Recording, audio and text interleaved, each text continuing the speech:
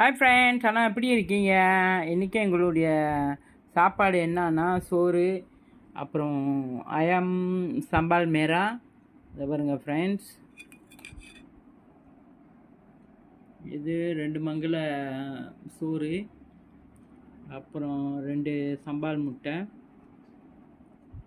அப்புறம் இது வந்து வெஜ்ஜி ஃப்ரெண்ட்ஸ். பாருங்க,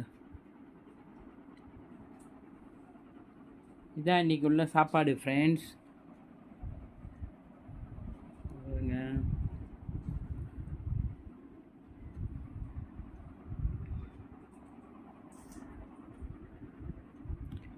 ஸோ எங்களுக்கு வந்து பசி எடுத்துக்கிச்சு.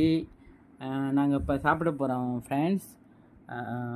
உங்கள் வீட்டில் என்ன சாப்பாடு? நேரம் இருந்தால் இந்தமாரி செஞ்சு சாப்பிடுங்க ஃப்ரெண்ட்ஸ்.